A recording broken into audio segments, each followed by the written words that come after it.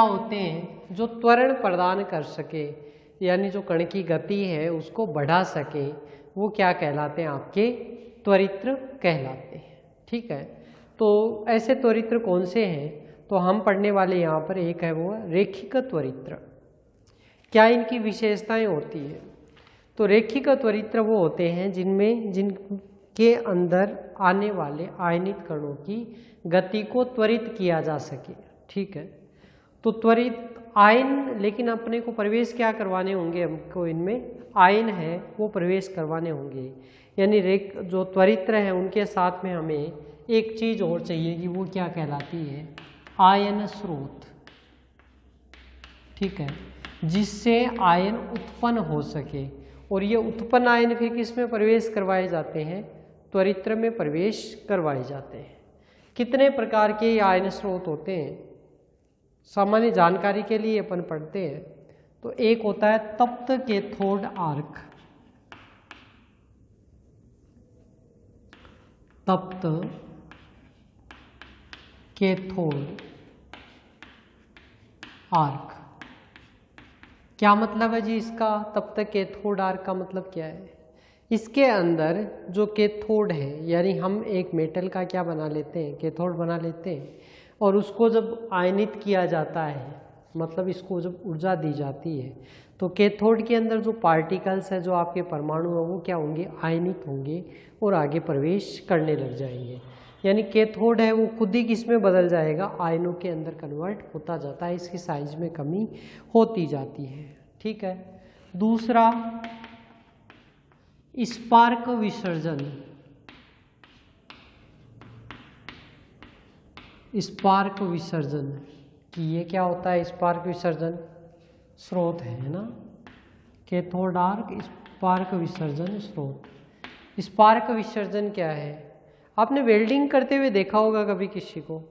वो क्या करता है, उसके अंदर विद्युत रहती है, अब जैसे उस विद्युत को प्रवेश करवाई जाती है तो उसमें एक लंबी सी नली लगी रहती है ना, और वो लंबी जैसे धातु के पास लगाई जाती है तो वो धातु गर्म होती है और वहाँ से चिंगारियाँ स्फुलिंग निकलती है।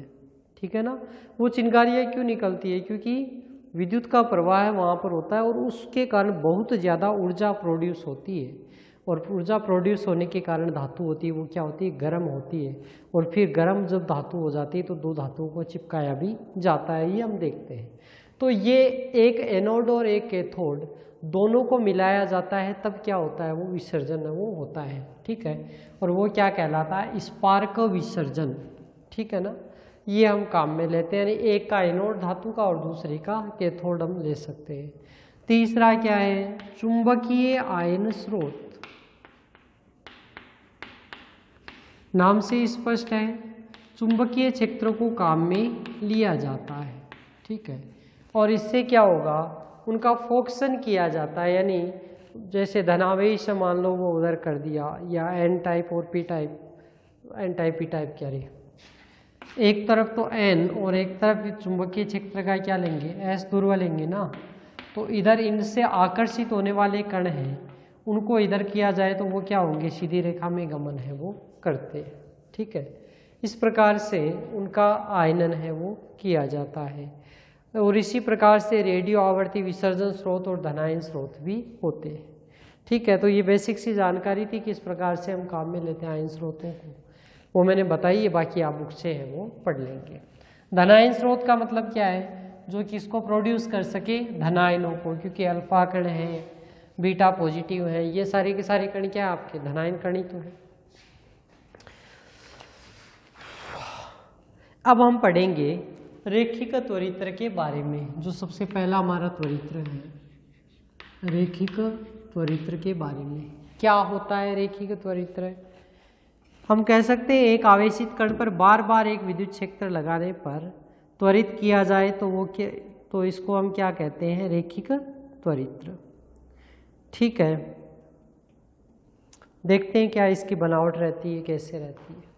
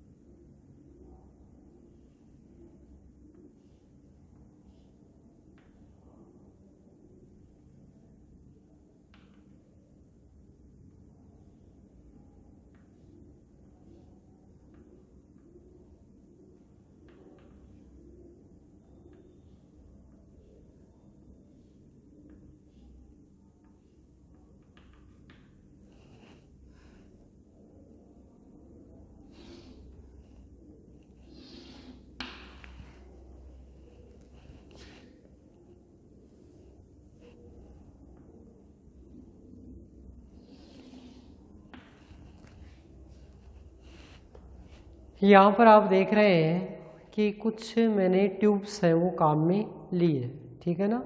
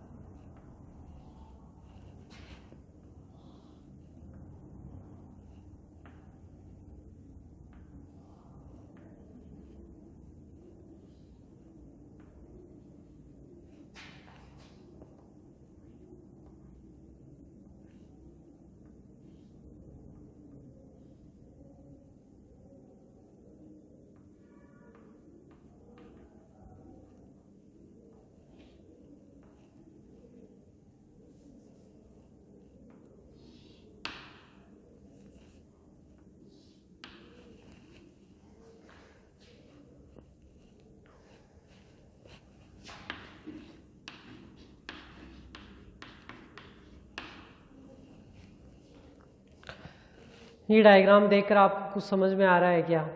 बस इतनी बात तो समझ में आनी चाहिए इसको देखने से कि ये छोटी छोटी नलिकाएं हैं और इनको हम क्या कहते हैं? अपवाही नलिकाएं। ठीक है, यहाँ से आरएफ सोर्स यानी रेडियो फ्रीक्वेंसी है वो हम काम में लेते हैं और वो कहाँ से प्रवेश की कराई जाती है? इसमें यहाँ से प्रवेश है वो करवाई जाती है। ठीक है ना। रेडियो फ्रीक्वेंसी से जो किरण, ये जो आपकी तरंगे हैं वो प्रोड्यूस होती है और वो किधर से निकलती है? आपकी इन अपवाही नलिकाओं के माध्यम से निकलती है और कहाँ से निकल जाती है? निर्गत से बाहर निकल जाती है। अच्छा, इसकी दो प्लेटें हैं तो इसमें देखो विषम जो है, जैसे 1, 3, 5, 7, उनको जो रेडियो रेखिक त्वरित है उसकी एक प्लेट ऊपर वाले सिरे से जोड़ा जाता है, जबकि 2, 4, 6, 8 सम वाली उनको नीचे वाले से जोड़ा जाता है। क्यों जोड़ा जाता है उसका कारण है वो सारी अपन बातें करेंगे। ठीक है, तो रेखिक त्वरित अपने को यहाँ दिखता है। अच्छा, इनकी लंबाई क्या है भाई? तो अलग अलग लंबाई इन सब की है। ठीक है ना।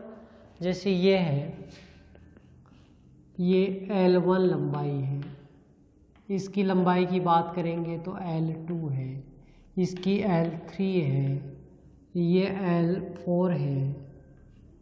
अब कोई ज़रूरी नहीं है, अभी यहाँ पर आपको देखने से ऐसा लग रहा है समान लंबाई की है, समान लंबाई की नहीं है, सबकी लंबाई क्या होगी? अलग अलग होगी। L5 है। ऐसे कितनी है?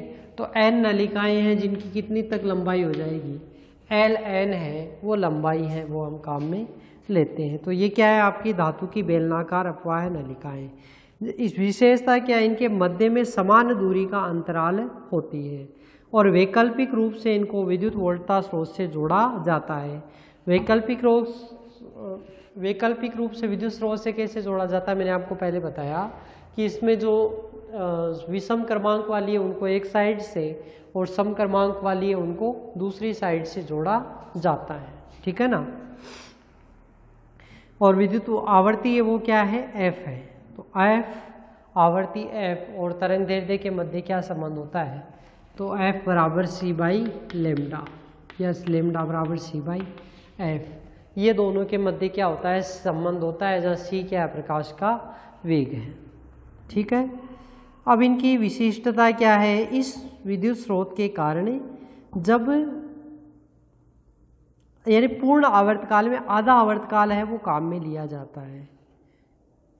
तो अपवाह नालिकाओं की लंबाई का चयन इस प्रकार किया जाता है कि जब धनायन किन्हीं दो अपवाह नलिकाओं के मध्य अंतराल में हो तो पीछे वाली नलिका धनात्मक और आगे वाली नलिका क्या रहती है? ऋणात्मक रहती है। यानी इनका किस प्रकार से ये संयोजन, हमने कहा कि ये जो बीच की ये लंबाई है ये क्या रहती है? आपकी समान रहती है सबके अंदर। ठीक है ना, ये समान रहती है।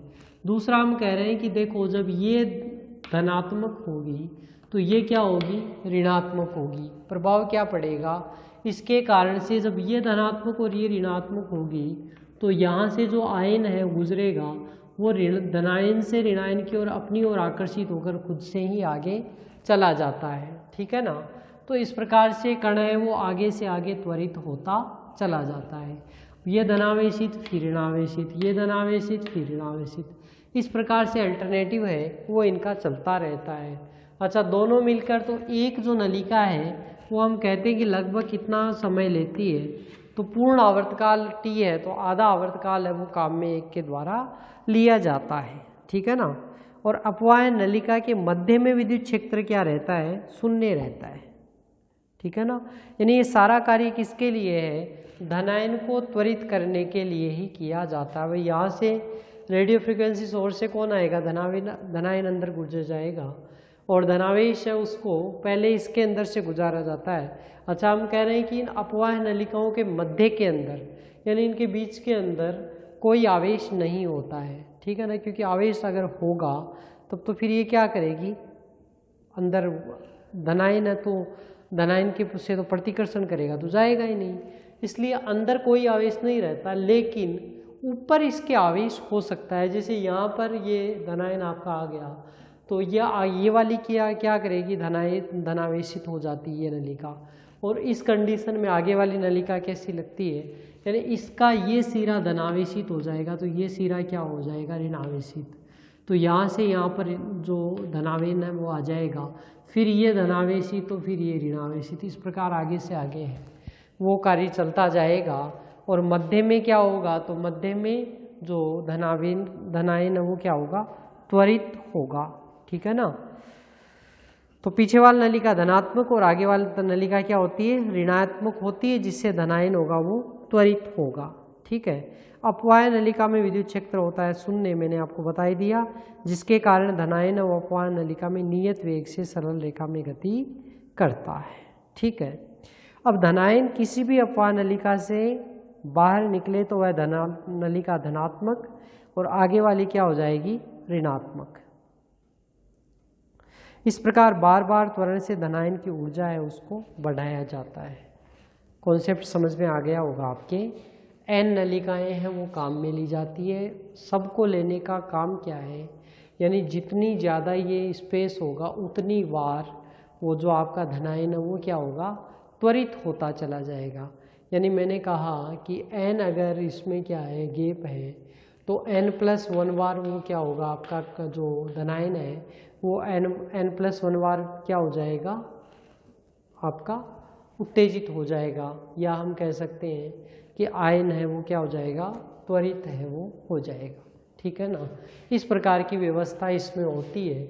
और मध्य में तो इस जो अपवाह नलिका है इसमें तो धनायन क्या रहेगा, नियत वेग से गति करेगा, लेकिन ये जो बीच का क्षेत्र है इसमें क्या होगा, त्वरित होगा। तो पहले त्वरित हुआ, फिर ज़्यादा हुआ, फिर ज़्यादा हुआ, इस प्रकार से उसका त्वरण है वो बढ़ता चला जाएगा, ठीक है ना। ये इसकी स्ट्रक्चर थी वो मैंने बताई आपको। अब आगे हम बातचीत करें कि विभवांतर कितना लगाया भाई, तो हमने कह दिया कि कैपिटल V विभवांतर है वो लगाया हमने, ठीक है ना। और कैपिटल V क्या लगाया, इसका विभवांतर, और प्रत्येक वार यानी एक वार गैप के अंदर ये किससे उत्तेजित होगा, तो हम कहें EV से ये उत्तेजित होता है। टोटल कितने हैं n, तो टोटल वार कितनी बार हो जाएगा, तो NEV। अगर स्मॉल n आप नलिकाएं लेते हैं तो स्मॉल n से गुणा कर सकते हैं, और कैपिटल N नलिकाएं लेते हैं तो कैपिटल N से गुणा कर सकते हैं, ठीक है ना। तो टोटल ये कितना इसके पास हो जाएगा विभव, तो हम कह सकते हैं कि ये NEV इससे क्या हो जाएगा, आपका आवेशित है वो हो जाएगा, ठीक है।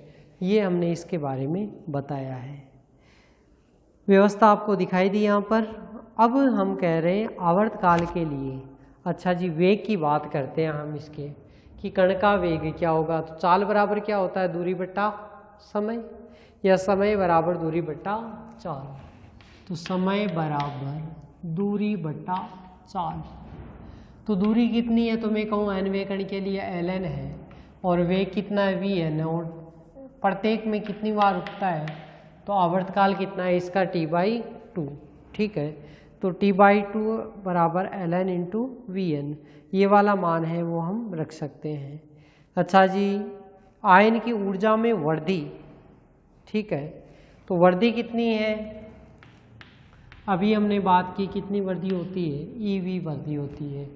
एन अगर नलिकाएं ले तो टोटल वर्दी कितनी हो गई, एन ईवी हो गई। और ये किसके बराबर होगी, तो हम कहते हैं कि एनवे कण की गतिज ऊर्जा half M V N square इसके बराबर होगी। ठीक है, तो half M V N square बराबर क्या हो जाएगा, एन ई वी हो जाएगा। तो वी एन का वेग ज्ञात कर सकते हैं क्या, ये वी एन डिफरेंस है और ये वी डिफरेंस है। वी क्या है आपका, तो वी यहाँ पर है विभवांतर, ठीक है ना। और एन जो है ये क्या है, इसमें अपवान नलिकाओं की संख्या है। तो वी एन बराबर क्या हो जाएगा, गुणा कर दो 2n E V by M और इसका रूट, ठीक है ना, 2n E V by M root. इस ये किसका मान आ गया हमारे पास में, इसका मान आ गया। अब हम एन वी नलिका की लंबाई ज्ञात कर सकते हैं क्या, तो देखो लंबाई किससे ज्ञात की जा सकती है, एल एन बराबर वी एन गुणा टी बाई 2। इस प्रकार से लिख सकते हैं। वी एन का मान क्या है, ये रहा, तो एल एन क्या आ जाएगा, एल एन बराबर वी एन यानी root of 2n E V by M into T by 2। इस प्रकार हमारे पास किसका मान हो जाएगा, एन वी नलिका की लंबाई का मान है वो हो जाएगा। ठीक है, अच्छा जी, और क्या है, आवर्ती। तो आवर्ती क्या होती है, एफ का कितना मान होता है 1/t। ठीक है, तो 1/t, तो देखो इसको t को मैं क्या लिख सकता हूँ, एफ में लिख सकता हूँ क्या, मान कितना हो जाएगा 1/2f 2n ev by M. ये किसका मान हो जाएगा, एल एन का मान है वो हो जाएगा, एल एन बराबर 1/2f 2n ev by M. ठीक है, और ये हमारे पास किसका मान आ गया भाई, एल एन का जो मान है वो आ गया।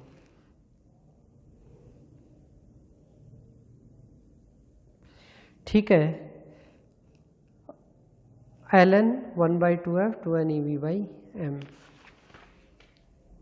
यहाँ से आप क्या कह सकते हैं, एल एन है ये किसके ऊपर निर्भर करता है, तो एल एन किस पर निर्भर करता है, देखो एफ आवर्ती कांस्टेंट है, कण का जो आवेशित कण है उसका द्रव्यमान भी निश्चित है, संख्या निश्चित है, इलेक्ट्रॉन का आवेश निश्चित है, तो किसके होगा वी, ये भी निश्चित है, तो किसके ऊपर यानी किसको वेरी कर सकते हैं हम, एन को वेरी कर सकते हैं, यानी मैं कह सकता हूँ L N is proportional to root N.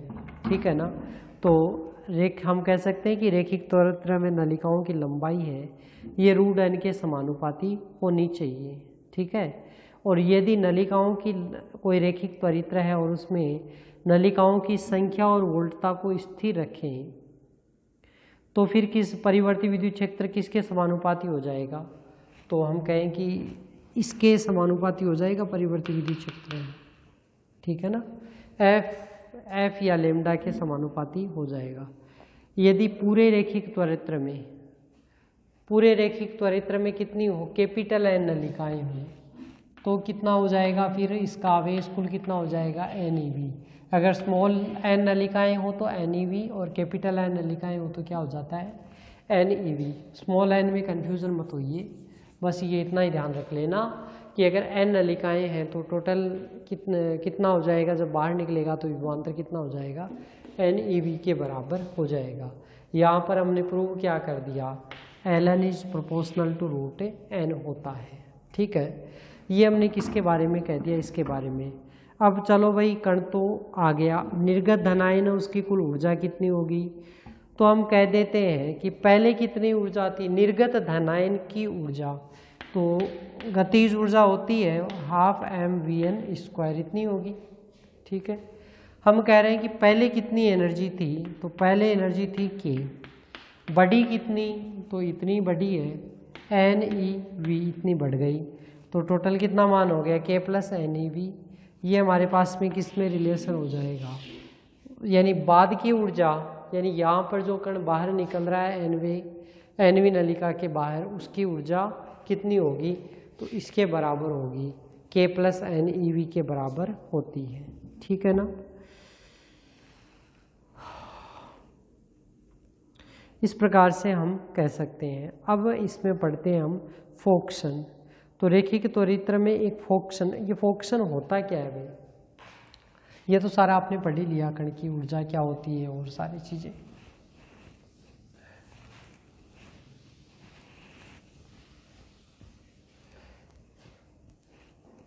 देखो यहाँ से आपका धनायन गुजर रहा है पहले अपवाय नलिका के, यहाँ से गुजर कर यहाँ पर आ रहा है। अब ये कंडीशन हमने देखी कि ये यहीं पर सीधा आ रहा है। मैंने ये नहीं कहा आपसे कि इधर चला गया या इधर चला गया। अगर नीचे चला जाता है या ऊपर चला जाता है तो क्या होगा? फिर इधर पहुँच पाएगा क्या? नहीं पहुँचेगा। और अगर इधर नहीं पहुँचा तो फिर यहाँ तक तो पहुँचते पहुँचते ख़त्म ही हो जाएगा भाई। आगे तक तो पहुँचा ही नहीं ना, तो अपनी व्यवस्था किस काम की रही फिर? तो ये जो आयन धनायन है आपका, ये सीधा का सीधा आगे सीधा दूसरी अपवाय नलिका में ही जाना चाहिए। ठीक है ना। यानी इस गैप में इधर उधर नहीं होना चाहिए। ये जो प्रक्रिया है ये क्या कहलाती है? आपकी फोक्शन। ठीक है ना। बहुत ही इम्पोर्टेंट प्रक्रिया है, क्योंकि बिना इसके आपका धनायन है वो बाहर पहुंच ही नहीं पाएगा, पहले ही इधर उधर हो जाएगा। तो धनायन अगर इधर उधर हो गया तो फिर आपका ये सिस्टम वो क्या हो गया? बेकार हो गया, क्योंकि धनायन तो बीच में ही चला गया। ठीक है। तो ये किस प्रकार से होती है, यानी ये इसका परिवर्तन है वो कैसे होता है, तो वो एक डायग्राम बनाकर बुक में दिखाया हुआ है, मैं भी बनाता हूँ आपके लिए।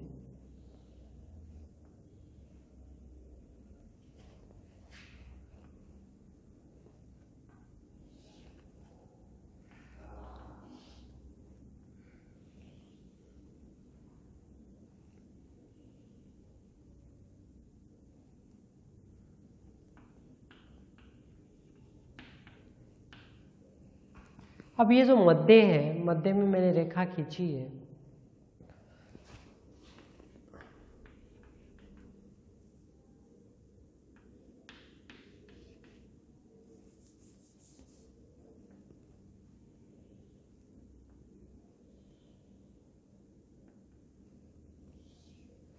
इसका फोक्सन कैसा होना चाहिए भाई? मध्य में, यानी इसके ऊपर ही होना चाहिए। ठीक है ना। तो इसको हम क्या कहते हैं? त्रिज्यीय फोक्सन। तो रेखिक त्वरित्र में जो पुंज की त्रिज्यीय फोक्सन और कला फोक्सन दोनों होते हैं। और ये किसके कारण होता है? तो दो अपवाय नलिकाओं के मध्य वक्र विद्युत बल रेखाओं के कारण ये वक्र है वो अपने को प्राप्त होता है। ठीक है। इसमें विद्युत क्षेत्र अंतराल इस प्रकार से ये मान है वो अपने को प्राप्त होता है, यानी बल रेखाओं के कारण इस प्रकार से मान है वो अपने को प्राप्त होगा। और इसमें डेल VC और डेल V डैश, इधर जो परिवर्तन होगा, यानी यहाँ पर से कण को किधर ले जाया जाएगा, इधर एक घटक लगेगा जो कि इधर प्रवेश करेगा, इधर की ओर इसको ले जाएगा, डेल VC।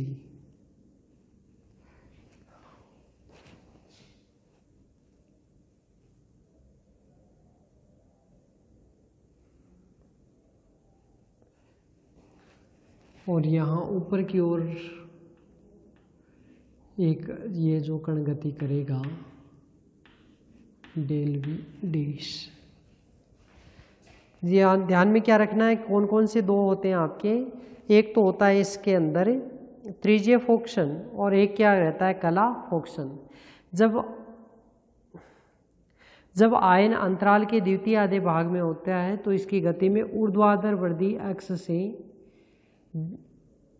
दूर की ओर डेल VC डैश है वो गति होती है। यानी जब आयन प्रथम अंतराल आधे भाग में होता है तो इसकी गति में नली के एक्स की ओर वृद्धि डेल VC होती है।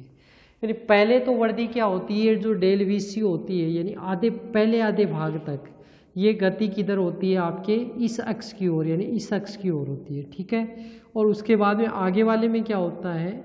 इसके ऊर्ध्वाधर अक्ष की ओर गति होती है। तो पहले डेल VC वेग से डेल वी सी वेग से होती है और उसके बाद में क्या होती है, डेल वी डैश वेग से। तो ऊर्ध्वाधर अक्ष की ओर से गति होती है, इधर गति होती है तो ये बाहर नहीं जा पाता पहले, ठीक है। और फिर कलाफोक्सन से इधर त्रिज्य भाग में इधर ऊपर की ओर गति होती है, तो फिर क्या करेगा, ये ऊपर की ओर गति के कारण कहाँ तक पहुँच जाएगा, आपके यहाँ तक पहुँच जाएगा, जितने में क्या आ जाएगा, इसकी दूसरी नलिका है वो आ जाएगी, ठीक है। और नलिकाओं के इस अंतराल के मध्य आयन है वो क्या होता है, त्वरित होता है, इसलिए एक्स के अंदर इस कण का वेग है वो सतत बढ़ता जाएगा और द्वितीय अर्धभाग में वेग है वो प्रथम अर्धभाग से अधिक होगा, ठीक है ना। इस फोक्सन के कारण वेग क्या हो जाएगा, इसका अधिक हो जाएगा।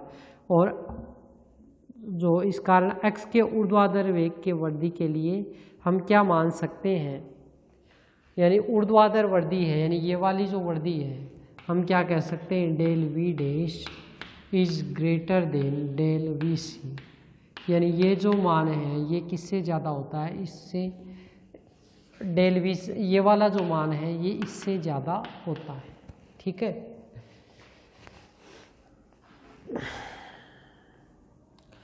और सीधे शब्दों में कह सकते हैं कि नलिकाओं के अंतराल में पुंज की एक्स की ओर फोकसिंग हो जाती है। इसका मुख्य लाभ है कि भारी आयनों की एक अच्छी समांतरकारी और समांगी पुंज है, यानी रैखिक त्वरेत्र से हम जो भारी कण हैं उनका क्या कर सकते हैं, समांगी पुंज, एक साथ पुंज है वो क्या कर सकते हैं, प्राप्त कर सकते हैं, ठीक है।